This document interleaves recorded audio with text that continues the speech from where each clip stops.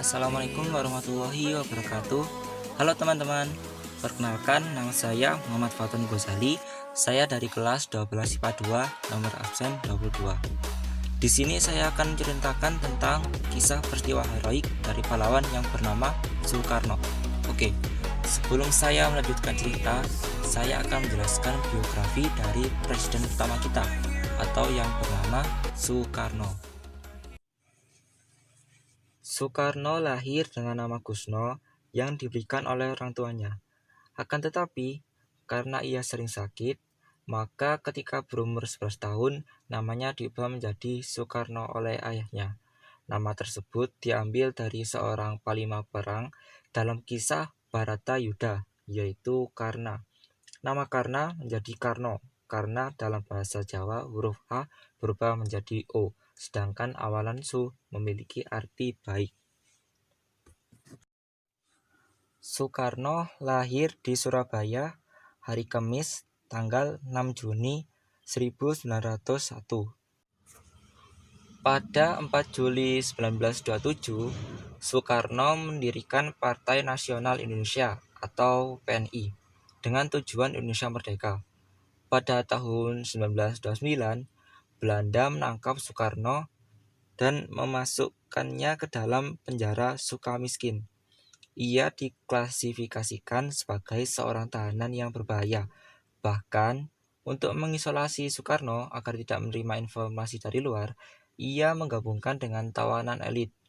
Kelompok perlawanan ini sebagai besar terdiri dari orang-orang Belanda yang terlibat dalam korupsi, penipuan atau penggelapan.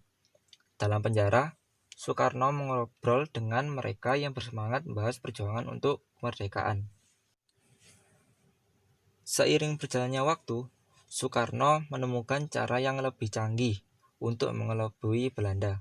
Soekarno menggunakan telur yang telah ditusuk dengan jarum dan tanda itu menandakan pesan.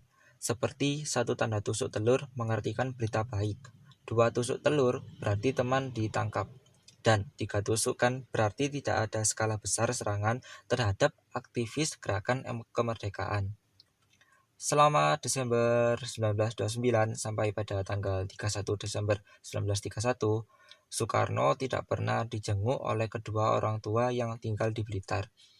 Menurut Mr. Ward, orang tua Soekarno, Raden Sukami Soekarno, dan Ida Ayu Nyoman Rai tidak bisa melihat bahwa mereka dalam posisi lemah.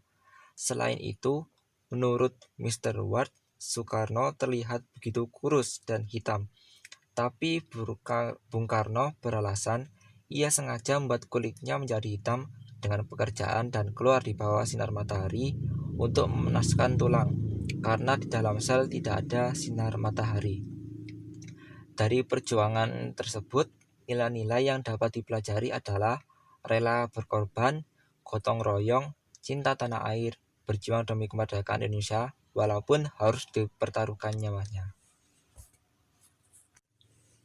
Mungkin itu saja biografi dari pahlawan yang bernama Soekarno.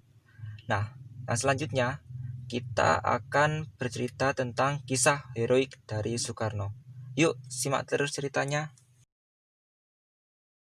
16 Agustus 1945 malam, setelah Soekarno tiba kembali di Jakarta dijemput oleh Ahmad Subarjo, baru diadakan pertemuan di rumah Laksamana Tadasi Maeda yang dihadiri oleh semua anggota PPKI dan pemuda-pemuda anggota panitia aksi persiapan proklamasi yang merencanakan penculikannya.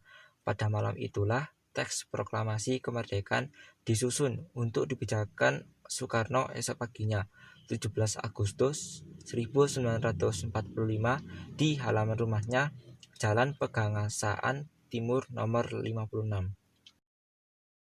Nah, itulah sedikit contoh peristiwa heroik yang dialami oleh Soekarno.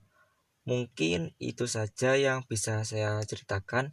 Semoga video ini bermanfaat bagi kalian semua. Terima kasih. Wassalamualaikum warahmatullahi wabarakatuh.